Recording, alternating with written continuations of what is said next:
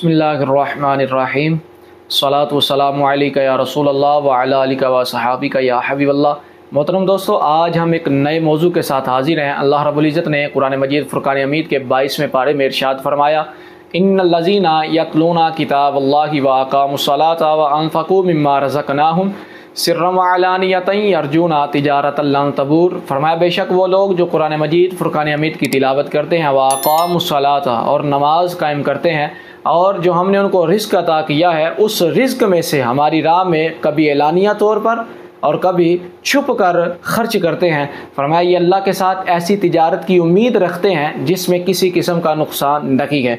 अब इस आया करीमा में कुरान की तिलावत करने वाले, नमाज अदा करने वाले और माल को खर्च करने वालों का तज़किरा हुआ है। और फरमाया फिर आखिर में, ये काम करते हुए बंदा ऐसी अल्लाह के साथ तिजारत की उम्मीद रखता है कि जिसमें किसी किस्म का नुकसान नहीं है। अब यहाँ पर समझने की बात यह है कि जब हम दुनिया में तिजारत करते हैं या जो बंदा तिजारत करने के लिए तिजारत के मैदान में आता है, वो इस बात को अपने जहन में बिठा कर आता है कि मुझे इस तिजारत में नुकसान भी हो सकता है और नफ़ा भी हो सकता है। अगर इन दो बातों को अपने जहन में वो रासिख ना करे, इन दो बातों को अपने जहन में ना बिठाए और सिर्फ यही बात उसके जहन में हो कि मुझे सिर्फ फ़ायदा ही फ़ायदा हो, तो वो बंदा तिजारत के मैदान में कामयाब नहीं हो सकता है, वो तिजारत के मैदान में उतर नहीं सकता है। क्योंकि तिजारत का उसूल ये है कि इसमें नुकसान भी हो सकता है, नफ़ा भी हो सकता है। ये दुनिया की तिजारत है जिसमें नुकसान और नफ़ा दोनों का शाइबा है। लेकिन कुरान मजीद की तिलावत करना, नमाज अदा करना, अल्लाह के दिए हुए में से अल्लाह की राह में खर्च करना, ये अल्लाह के साथ ऐसी तिजारतें हैं। और फिर जो अल्लाह के साथ तिजारत करता है उसमें नुकसान का शाइबा नहीं होता है, उसमें सिर्फ और सिर्फ फायदा ही फायदा होता है। इस आया करीमा में हिकमत के बेशुमार मोती हैं। उन मोतियों में से चंद एक आज हम उठाते हैं और इस आया करीमा के पहले हिस्से पर आज हम गुफ्तगू करते हैं। अल्लाह रब्बुल इज़्ज़त ने फरमाया, इन्नल्लज़ीना यतलूना किताबल्लाहि, वो लोग जो अल्लाह की किताब यानी कुरान मजीद की तिलावत करते हैं।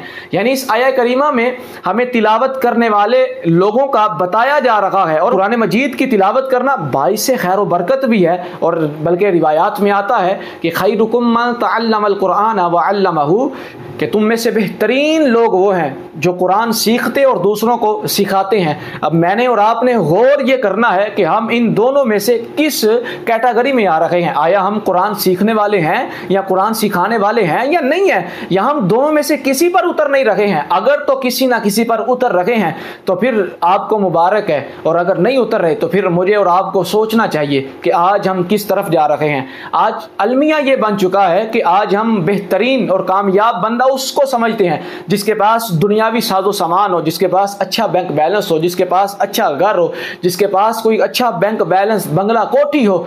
लेकिन हदीस मुबारका में फरमाया गया, बेहतरीन वो नहीं है कि जिनके पास दुनियावी आसाइशें हो। फरमाया, बेहतरीन तो वो हैं कि जिनके पास कुरान जैसी अनमोल किताब हो और कुरान पर अमल कर रहे हो, कुरान पढ़ रहे हो, पढ़ा रहे हो, सीख रहे हो, सिखा रहे हो। बेहतरीन तो वो लोग हैं। लेकिन हम बेहतरीन दुनियादारों को समझते हैं। हदीस मुबारका के अगर इस जुज़ पर गौर किया जाए तो इसमें भी बहुत ज़्यादा मोती हैं। अलमिया ये बन चुका है कि जिस कुरान को हमने जिंदा रहने के लिए पढ़ना था, उस कुरान को आज हम मरने के लिए पढ़ते हैं। मिसाल के तौर पर, जब बंदे का आखिरी वक्त करीब आता है तो हम कहते हैं कि यार इसके पास कुरान मजीद की तिलावत की जाए, यार बच्चों को जो कुरान मजीद को सीखते हैं उनको बुलाया जाए, उनसे कुरान मजीद की तिलावत करवाई जाए, ताकि ये हमारा जो बीमार है ये यहाँ तो ये सेहतयाब हो जाए या फिर ये इस दुनिया से चला जाए। यानी कि कुरान पढ़ा भी तो हमने मरने के लिए पढ़ा, कुरान तो पढ़ा जाना चाहिए था जिंदा रहने के लिए। जिन लोगों ने कुरान को जिंदा रहने के लिए पढ़ा ना, उनका दर करबला में था, सर नेज़े पर था, फिर भी कुरान की तिलावत जारी थी। वो लोग कामयाब लोग थे। आज हम उनके साथ मोहब्बत के दावेदार तो बनते हैं लेकिन उनके नक्शे कदम पर हम चलते नहीं हैं। कुरान जिंदा रहने के लिए पढ़ना चाहिए। आज मैं और आप हम गौर करें ज़रा कि हम कुरान की तिलावत करते भी हैं या नहीं करते हैं। कुरान मजीद फुरकान हमीद की तिलावत करने के तो इतने फ़ज़ाइल हदीस मुबारका में फरमाया गया, जो बंदा कुरान मजीद फुरकान हमीद का एक लफ्ज़ पढ़ता है, अल्लाह रब्बुल इज़्ज़त उस बंदे को नेकियां अता फरमाता है। और हदीस मुबारका में फरमाया गया, मैं ये नहीं कहता कि अलिफ लाम मीम ये एक हरफ है, बल्कि अलिफ एक, लाम एक और मीम एक हरफ है। और इससे भी अगर आगे की बात की जाए तो तफसीर बैज़ावी के अंदर इमाम बैज़ावी रहमतुल्लाह की ताला अलैह ने इससे भी आगे की बात लिखी। फरमाया अलिफ के अंदर भी कितने हरूफ हैं, और हदीस मुबारका पर अगर देखा जाए तो अलिफ से मुराद भी कितनी नेकियां बन जाती हैं।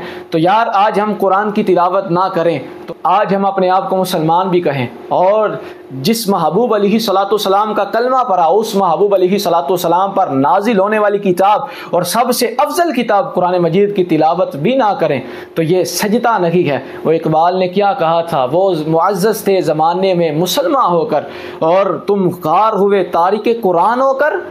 हाँ, कुरान मजीद फुरकान हमीद का तो पैगाम हमने ये पहुंचाना था कि लोगों दुनिया के कोने कोने में कुरान का पैगाम पहुंचाया जाए, लोगों को इस पर अमल करने की तरगीब दिलाई जाए। वो क्या खूब किसी शायर ने कहा ना कि यही है आरज़ू के तालीम कुरान आम हो जाए, हर एक परचम से ऊंचा परचम इस्लाम हो जाए।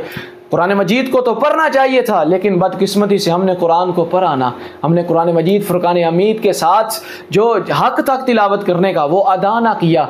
बल्कि कुरान मजीद को कम अज़ कम ज़िंदगी में एक मरतबा पढ़ना फ़र्ज़ है, और हर साल एक मरतबा इसकी तिलावत करना, यानी कि कुरान मजीद को मुकम्मल एक मरतबा ख़त्म करना, ये सुन्नत है। महबूब अलैहिस्सलाम जिब्राइल अलैहिस्सलाम के साथ साल में एक मरतबा पूरे कुरान का दौर फरमाया करते थे। तो आइए आज हाजत इस अमर की है कि आज हम कुरान मजीद के साथ नाता जोड़ें। बल्कि रिवायात में तो यहाँ तक आता है जो लोग कुरान मजीद के साथ नाता जोड़ते हैं, यानी जिस तरह मिसाल के तौर पर फरमाया कि तो जो बंदा सूरह मुल्क की तिलावत करता है, सूरह मुल्क कब्र के अजाब से उस बंदे को बचा लेती है। तो कितनी प्यारी फजीलत है। कुरान तो पढ़ा ना, कुरान पढ़ने से कब्र के अजाब से महफूज हो गए।